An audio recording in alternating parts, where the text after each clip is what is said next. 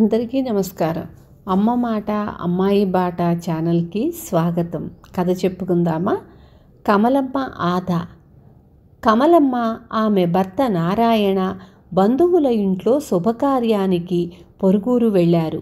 వాళ్ళు తిరిగి వచ్చే రోజున ఆ ఊళ్ళో సంత జరుగుతుంది. సంతలో రకరకాల అరటిగెలలు చౌకగా అమ్ముతున్నారు. అంత చౌకగా దొరుకుతున్న అరటిగెలలను కొని తీరాలనుకుంది కమలమ్మ. ఆమె భర్తతో, ఇక్కడ సంతలో అరటిగెలలు కారు చౌక, మనం కూడా ఒక గెల కొనుక్కొని ఇంటికి పట్టుకుపోదాం అంది. మొత్తం గెల ఏం చేసుకునేటట్టు, మనకు పిల్లా పీచా అన్నాడు నారాయణ విసుక్కుంటూ.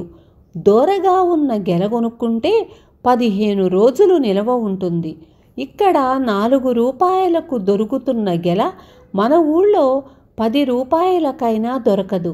ఎంత ఆదా అవుతుందో మీరే ఆలోచించి చూడండి అన్నది కమలమ్మ. సరేనని నారాయణ కమలమ్మ కొన్న గెల భుజానకెత్తుకున్నాడు.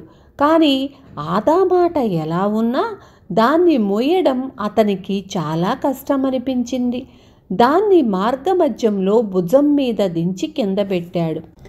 భర్త అరటిగెలను అలా సగం దూరం మోసుకొచ్చినందుకు కమలమ్మకు చెప్పలేనంత సంతోషం కలిగింది. అలా కాకపోతే సంత నుంచి తమ ఊరుకు అరటిగెల మోసుకురావడానికి కూలివాడు 2 రూపాయలు అడిగేవాడు. ఇప్పుడిక 1 రూపాయి ఖర్చుతో గెల ఇంటికి చేరిపోతుంది. అక్కడ దారిలో కనిపించిన కూలివాడికి రూపాయి ఇచ్చి వాళ్ళు గెలను ఇంటికి చేర్పించారు. ఇలా కూలి డబ్బుల్లో సగానికి సగం ఆదా అయినందుకు కమలమ్మకు ఎక్కడ లేని ఆనందం కలిగింది. ఆ మరుసటి రోజు నుంచి గెలలోని అరటికాయలు పండటం మొదలుపెట్టాయి. బాగా రుచిగా ఉన్నందున ఆ భార్యాభర్తలు వాటిని తినసాగారు. అయితే ఎక్కువగా తింటున్నందుకు వాళ్లకు ఆకలి మందగించింది. కమలమ్మ భర్తతో, చూశారా, ఈ అరటి పండ్ల వల్ల మన భోజనం ఖర్చుల్లో కూడా ఆదా కనిపిస్తున్నది అన్నది. అరటి పళ్లతో మొహం మొత్తిన నారాయణ, అయిన ఆదా చాలు, ఇక మిగిలిన పళ్ళు ఇరుగు పొరుగు ఇళ్ల వాళ్లకు ఇచ్చెయ్యి అన్నాడు. ఇందుకు కమలమ్మ ఒప్పుకోలేదు.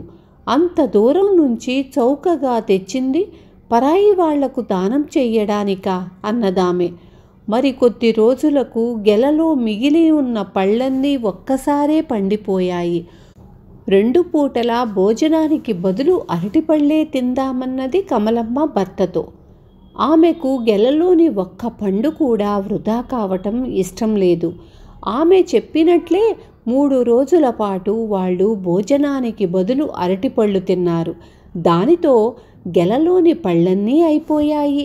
పోతే ఇప్పుడు వాళ్లకు విపరీతమైన అజీర్తి, కడుపు నొప్పి, జబ్బు పట్టుకుంది. చూసావా, నీ ఆదా ఎంత పని చేసిందో.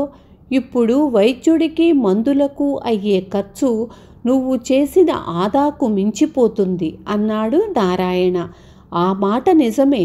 ఇందుకు విరుగుడు ఒక్కటే, ఈ అజీర్తి తగ్గేదాకా మనం పస్తులుండటం అన్నది కమలమ్మ.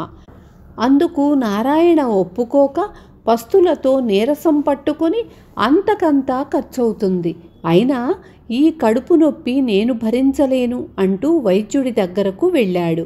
వైద్యుడు 2 రూపాయలు పుచ్చుకొని కొన్ని గుళికలిచ్చి పూటకు 2 చొప్పున వాడమన్నాడు. నారాయణ వాటిని ఇంటికి తెచ్చి భార్యకు సంగతి చెప్పాడు. 2 రోజుల్లో నారాయణ కడుపు బాధ తగ్గిపోయింది. కానీ కమలమ్మకు ఇంకా ఎక్కువయ్యింది. ఆదా చేయటం బాగా అలవాటైన కమలమ్మ వైద్యుడు చెప్పినట్లు పూటకు 2 గుళికలు కాక ఒక్కటే వేసుకున్నందువల్ల ఆమెకు ఈ చిక్కు వచ్చింది. నారాయణ వైద్యుణ్ణి ఇంటికి తీసుకువచ్చాడు. ఆయన కమలమ్మ చేసిన పనికి నవ్వుకొని మరికొన్ని గుళికలు ఇస్తూ, వీటిని ఉచితంగా ఇస్తున్నాను, చెప్పినట్లు వాడితే నీ జబ్బు నయమైపోతుంది అన్నాడు.